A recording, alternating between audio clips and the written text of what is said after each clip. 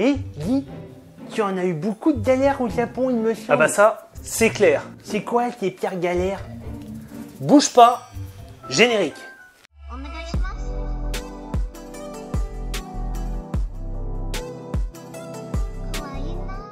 Bonjour. Alors comme tu peux le constater, j'ai enfin mon nouveau décor YouTube. Bon, il est certes pas encore tout à fait terminé, ça manque un petit peu de décoration, mais t'inquiète pas, ça va arriver très vite. Alors comme tu le sais déjà, dans mes nombreux voyages, il m'est arrivé une quantité astronomique de galères. Alors j'ai décidé d'en faire une petite vidéo et de partager un petit peu mes moments un peu embêtants. Oui, mais si ça se trouve, ceux qui te regardent là, eh ben ils te connaissent pas. Ah oui, c'est vrai. Bah dans ce cas, n'hésite pas déjà à t'abonner à la chaîne, activer la cloche, et puis je t'invite à regarder les saisons que j'ai fait au Japon et en Corée du Sud. Bon, et tes galères? Bon, t'inquiète pas, j'y viens. Je t'ai regroupé dans cette vidéo les pires galères que j'ai pu avoir lors de mes saisons précédentes. Autant te dire, il y a du level.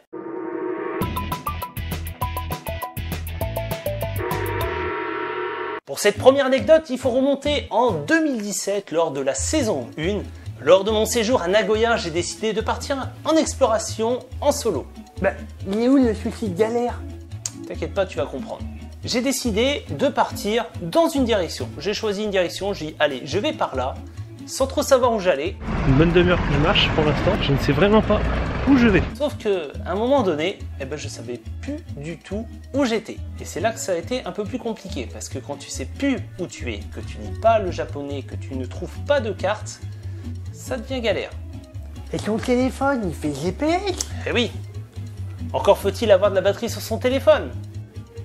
Chose que j'avais plus. Résultat, j'ai dû essayer de retrouver la route, sauf que le problème, c'est que je ne savais même plus le nom de mon quartier où j'avais mon logement. Bah avec des cartes. Bah, encore faut-il en trouver. Résultat, j'ai passé toute la journée à me balader, à marcher. Autant dire, je sais même pas combien de kilomètres j'ai fait, mais je peux te dire que quand je suis rentré au logement, j'avais super mal aux pieds. Ce qui est sûr, c'est que j'ai réussi à retrouver le logement en fin de soirée. Et je peux te dire que j'étais bien content. Et même à un moment donné, je me suis posé la question si j'allais pas dormir dehors. Et en plus, en décembre, je peux te garantir, tu aurais eu froid. Oui, tu m'étonnes.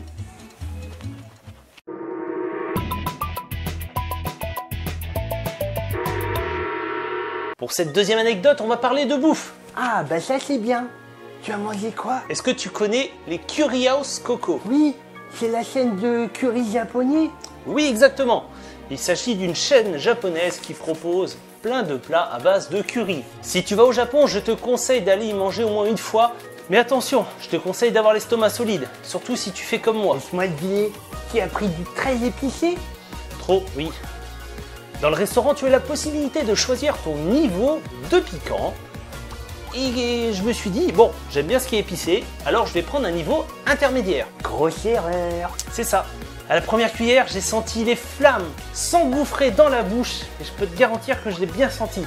Même la vapeur de la chaleur du plat me brûlait les lèvres.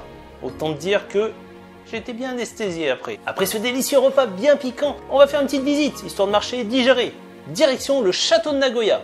La visite se fait avec une légère brûlure à l'estomac. Jusque-là, c'est à peu près supportable. Mais en fin de journée, là, j'ai senti ma douleur. Bien entendu, pour compliquer les choses, mon logement était à plus de 30 minutes de là.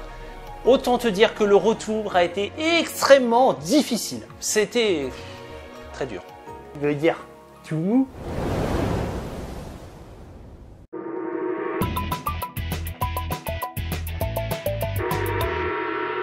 La galère qui a été la pire de la saison 2, enfin 1.9, ça a été que la caméra m'a lâché. Ah oui, en 2018. Oui, c'est ça. À la base, je devais rester du 31 juillet au 24 septembre. Autant dire, ça faisait une bonne période de trip. Mais au final, au bout du 5e jour de tournage, la caméra m'a lâché.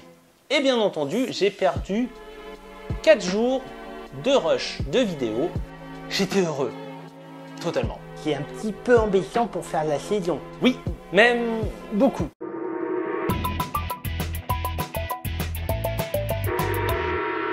Cette saison 1.9 a été une catastrophe, mais vraiment jusqu'au bout. Résultat, au bout de 10 jours, je suis rentré. Autrement dire que le bout a été vachement raccourci. Résultat, je trouve un avion direction l'aéroport. Encore faut-il savoir comment se rendre à l'aéroport. J'ai tourné en rond pendant facilement 45 minutes, voire 1 heure avec ma valise. Et en fait, je tournais autour du bâtiment, sauf que l'entrée était de l'autre côté.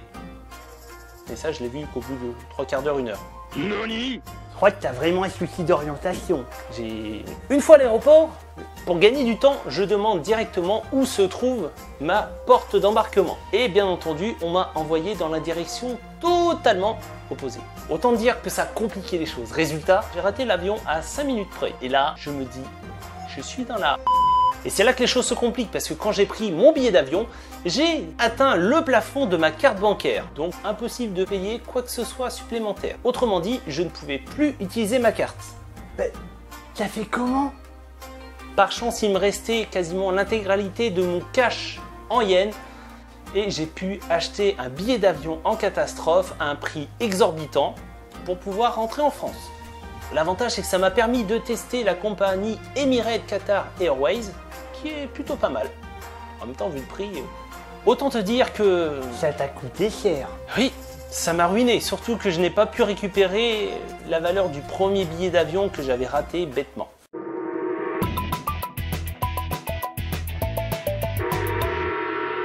Allez, on va finir par une galère que j'ai eue lors de ma vraie saison 2 au Japon. Ça t'arrive de pas avoir de galère? Non. Pendant la partie du trip au Japon, avec l'aide de la personne qui nous hébergeait, on a pu trouver un onsen où visiblement ils acceptaient les tatouages. Je dis à Fabrice, allez, on y va. Direction le train, et oui, parce qu'il y avait quand même 6,5 km, même si c'est pas très loin, quand t'as pas de moyen de locomotion, t'es bien content d'avoir le train. Bien entendu, je doute un peu sur la direction pour retourner à la gare. Ah oui, c'est vrai. Le sens de l'orientation et toi, ça fait 2. Bah oui, j'avoue. Et donc avec mon sens de l'orientation légendaire, on a perdu du temps avant de trouver la gare. Et bien entendu, quand on arrive, on voit le train partir juste devant nous. C'est pas grave. Vous avez pris le suivant. Oui, on serait à Tokyo, je te dirais, pas de souci, on va attendre 5 minutes pour le prochain train. Sauf que là, nous sommes en pleine campagne japonaise. Et comment te dire, le prochain train, il est dans 3 heures. Je cogite vite fait, je réfléchis, allez, 6,5 km à pied, je pense que ça peut être faisable en moins de 3 heures. Ni une ni deux, nous voilà partis à travers la route de montagne pour faire une randonnée de 6,5 km. Jusque là, tout allait bien parce que, en plus, on avait un très joli panorama dans les bois avec des petites maisons plutôt jolies. Bref, c'est parfait, il faisait beau, pas trop chaud, très bien. Finalement, en 1h30, on avait torché le chemin. Et là, on arrive enfin devant le onsen. À peine arrivé devant la porte d'entrée, tout de suite, on essayait de chercher un peu des informations pour voir si les tatouages, il n'y avait pas de soucis. Et là, un papy japonais qui sort, nous arrête et nous demande en anglais si on avait besoin d'aide. Donc on lui explique tout ça, voilà, moi j'ai un tatouage, est-ce que ça peut le faire, est-ce que ça va passer? Et là, il dit, pas de problème, je t'emmène, on va les voir ensemble et on va demander direction. On arrive à l'accueil, le papy il demande, est-ce qu'il peut rentrer avec son tatouage? Et là, le gars, il demande, oui, après, est-ce que vous avez un gros tatouage, tout ça? Et moi, je lui dis, il me dit, si c'est petit tatouage, ça va, vous pouvez le cacher. Et après, je lui dis, c'est gros. Et là, il me regarde, il me donne un air désolé, il me dit, non, ça va pas être possible. En gros, tu viens de marcher 6,5 km pendant 1h30 pour rien? Oui, c'est ça. Mais bon, après j'étais sympa parce que Fabrice, lui, qui n'avait pas de tatouage, je lui dis, écoute, vas-y, t'as fait les 6,5 km, va profiter du onsen. Moi, je vais t'attendre, il n'y a pas de problème. Donc je suis resté pendant 1h30 assis sur un banc dans le hall d'entrée. Voilà. En plus, j'avais même presque pas de wifi. C'était dur, mais c'était long. Tu voyais tous les gens qui rentraient, qui ressortaient, tout contents. Et puis moi qui étais tout triste. Dommage. Et voilà, cette vidéo se termine. J'espère que ce nouveau format t'a plu. N'hésite pas à me marquer dans les commentaires si tu veux que je fasse d'autres épisodes. Oui, avec toutes les galères que t'as eues, c'est sûr t'as de quoi faire au moins toute une série.